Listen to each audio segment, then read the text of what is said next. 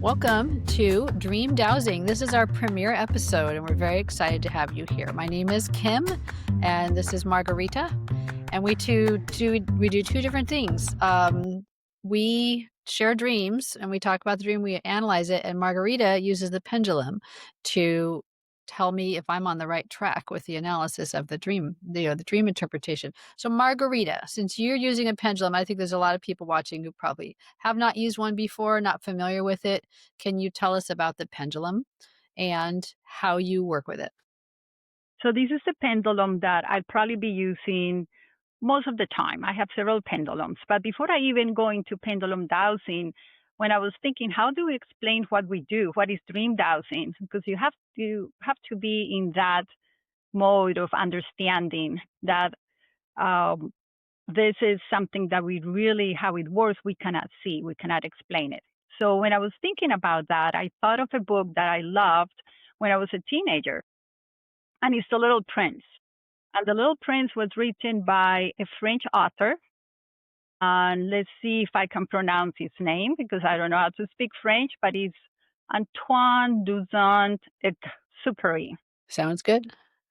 And he lived from 1900 to 1944. He died, he was a pilot, and he died during World War II. So The Little Prince, the main theme of The Little Prince, and that's what I think is just so valuable, is that it is only with the heart that one can see. What is essential is invisible to the eye. And that's pretty Mm, much, it summarizes everything. There's like 3 points because I was reading again about it. Okay, what are the 3 points that I can share? So one of them will be the critique of adulthood. So he was saying that the book actually criticizes adults because we just focus so much on trivial matters. So as adults, we lose our imagination and our sense of wonder, which are really the hallmark of childhood. I mean, we just don't realize it, but we just get so involved. The other one is again seeing with the heart. So the essential things in life, like love, beauty, and connection, are all invisible, and you have to feel them. It's something that you have to feel. And the last point is the value of innocence and wonder. So the Little Prince champions curiosity, purity, and just open mindedness. And children have that. They mhm. just, it's like if you see children, if you have children, if you see children, that's kind of who they are. So as adults, we need to reconnect with these childlike qualities to find joy and meaning in life. Mm. So now I'll go to what the pendulum does. So we want to get out of our minds when we are in dream dowsing, and if possible, through a lot of things. But get out of your mind, get into that childlike of just wondering what's going to happen. So let me just show you what the pendulum does. I'm going to get up over here, and the way I use, you can see me, okay? Yes. Okay. So I have my hand right here so that it doesn't, so you can see it's not moving because it's really something that's coming from, I will say, my higher self. Okay. I practice a scientific dowsing as taught in Europe. My teacher is from Poland and she lives in Canada, and I just like how she teaches this.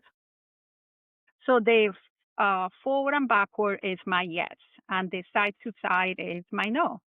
And sometimes when the pendulum is thinking, it goes counterclockwise. And other people may have the pendulum choose for them what the yes and no are.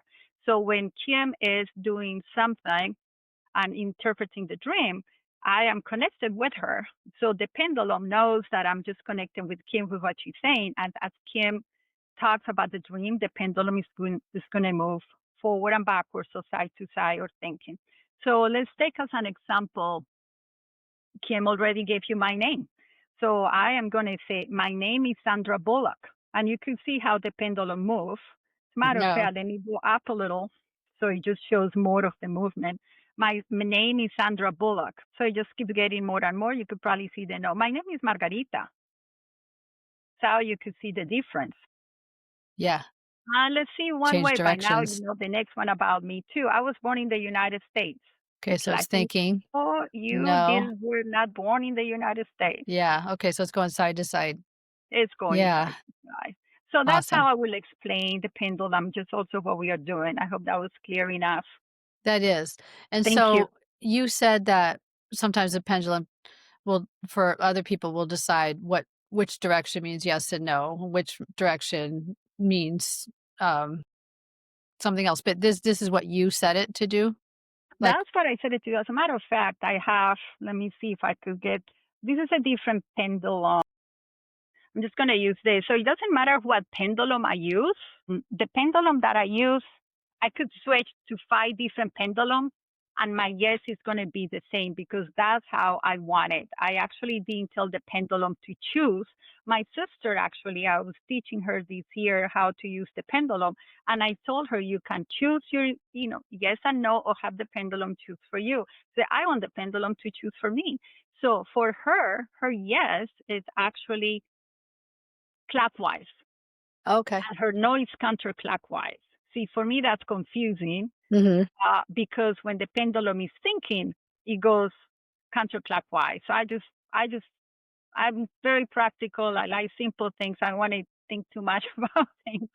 So I'm like, okay, so it doesn't matter what pendulum I take. I am the one who's using the pendulum. The pendulum is just a tool. Like any tool, it needs a Okay. user to actually make it work. An intention, it needs the user. So this is just a tool. Valuable tool, by the way, extremely valuable. So it's a tool that is connecting with your energy. Is that That's right? right. That's Okay. the best way to, yeah, that's simple. Yeah, and I'm connected, beliefs, my higher self, the truth, Okay. which is to me, the creator. All right. All right. Neat. So, and then I'm doing the dreams, and I do know what a lot of symbols mean in dreams, but then there are other symbols that I do look up. I'll use a dream dictionary or either online or two. And it's helpful to know the symbols. It's helpful to understand the interpretation. But there are universal symbols that mean kind of the same thing across the board, wherever you are, whatever culture you are. And then, like, for example, water. Water can mean energy, it can mean cleansing. Depending upon where the water is, it can mean different things. But then in cultures, you might have something where your cultural background dictates a different understanding. There are cultural interpretations where something might mean something to somebody else. So, for example, like a beetle in Egyptian culture can be a very sacred thing. Like the scarab beetle is a very sacred creature. To somebody else, a beetle in a dream might mean a pest. If you're from some place where maybe beetles are a problem, they're eating all the crops or something. To you, it's a bad thing. So it just depends where you are. And then, of course, there's your own personality that comes into play, where something might mean something different to you. So, for example, an ocean can sometimes represent um, a dark place, a place of problem area, maybe sadness, things like that. But to somebody else, the ocean might mean freedom if they're a surfer. They just have a different interpretation. So you can use the symbols however you're going to interpret them. But ultimately, what I do is I try and come at it intuitively once I have the symbols to work with it to try and figure out what is the big picture here? What is the message in this dream? And that's where Marguerite is coming in with me, where we're doing the interpretation and she's got the pendulum while I'm talking, and she'll tell me if I'm not catching it. She'll tell me like it's saying no here. Um, and every symbol has positive and negative interpretations too. So um, a symbol can mean something in a positive way, and it can be something different, mean something different if it's negative. So the way you know if it's positive or negative is how you felt about the dream. Were you scared during the dream? Did you feel uplifted during the dream? That helps me to interpret it. And when we go forward in this, we're going to have one dream per session that we're going to interpret and then talk about it and talk about some of the principles of it. And we also have a form on our website, dreamdowsing.com, where you can go in and you can submit your dream for interpretation if you want to. And it asks you those questions like, how did it make you feel when you had this dream? And do any of these symbols mean something special to you? But we would love to be able to have your dreams on our show so we can talk about them and analyze them. And again, everything's for interpretation, it's for entertainment. But we would love to have your dreams submitted on here so we can talk about them too, and we can all learn from it together. Is that about it for our first welcome Dream Dowsing podcast? That's perfect. Okay, thanks. So if you have enjoyed this episode, please give us a like. Just click the little thumbs up down there and subscribe if you want to be notified every time there's a new episode. We'll be having one a week. Thank you for joining us for Dream Dowsing.